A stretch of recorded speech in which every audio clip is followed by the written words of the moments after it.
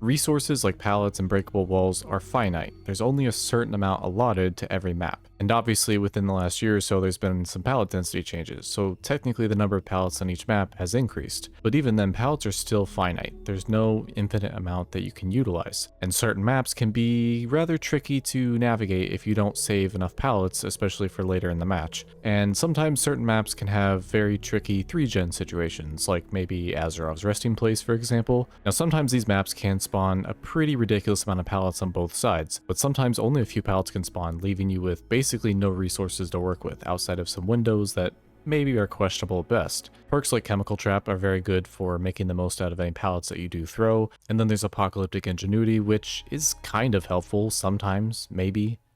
Maybe not really actually, but it's there if you really want to use it. But outside of those two perks, there's not really much else you can do to make the most out of any pallets that you have to utilize. And when the only resources left on a map are windows, those can only get you so far, because some windows are not the greatest, and if the killer plays the tile correctly, they can either mind game you or use Bloodlust to basically make it so you can't do anything but just get hit either way. But there's one perk that's been slept on ever since it was released, because it basically has a very mediocre value at best because it depends on the killer you face and the maps or tiles you get, and that perk is Bada Bada Boom. I've been waiting a while to get any real value out of this perk because, again, it's a very 50-50 perk if you get anything worthwhile in a match. Most of the time, in order to get any real value out of it, you have to play it in a chase, and that's a really risky thing to do because sometimes you can get hit while you're trying to set up the trap, and then the killer sees you have the perk, so then they know not to vault the window, so then you end up getting nothing out of it. The perk can kind of be self-sabotaging if you don't use it correctly, which is exactly why I think a lot of people just choose not to use it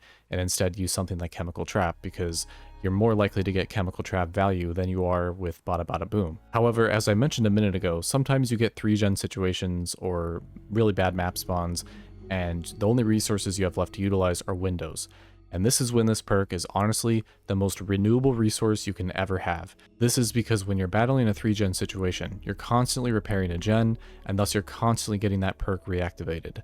Obviously, it only activates once every 60 seconds, and then you have to recharge it, but even with any of those limitations, you can get value of this perk multiple times on the same window. So if you do have a strong window, or even a very weak window, you have a chance to get value of this perk almost every time. In other words, Bada Bada Boom is used on renewable resources like windows, while Chemical Trap is only good on non-renewable resources like pallets. And this match I had is the perfect example of what I'm talking about when it comes to Bada Bada Boom being so valuable and useful as a renewable resource. This match was a very bad 3-gen on Azarov's resting place against a Legion. And with the Legion, obviously, they like to vault windows pretty much whenever they can. And with the terrible 3-gen situation that we had, the number of pallets that were left were basically 0. And because all the ingredients were there to get as much value out of Bada Bada Boom as possible, I actually did get a lot of value out of it. Not once, not twice, but actually 3 times. The first one was at the main building.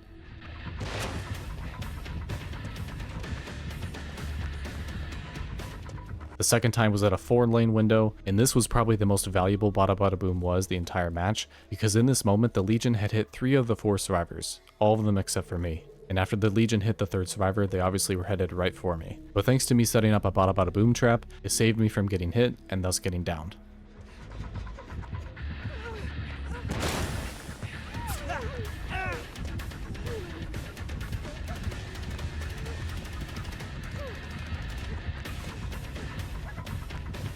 The third and final time that Bada Bada Boom was helpful was in the most bizarre location, a Z-wall. Essentially everyone was trying to pressure the last gen as much as possible. I got put in a corner, kind of my own doing, but I thought fuck it, let's just try the window trap on the Z-wall and see what happens.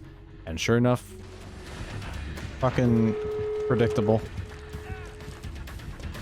Overall, this match really exemplified to me how valuable this perk can actually be, so much so that I'm actually kind of surprised not more people are using it. The one downside to this perk obviously is because some killers don't even need to vault windows most of the times, but honestly outside of that, this perk is very underrated and could be utilized a lot more often, and it would probably give killers a lot more trouble than they'd realize. And when you really think about it, it's kind of the inverse of an exhaustion perk, but it's more reliant on the killer activating it instead of the survivor. I don't know, I kind of find that noteworthy if you really stop and think about it. I'm certainly not saying Bada Bada Boom should replace things like Sprint Burst, but maybe it's something to consider if you're trying to swap a exhaustion perk for something else. And yes, if you're wondering, that Ghostface match that I teased earlier, I did escape, just barely.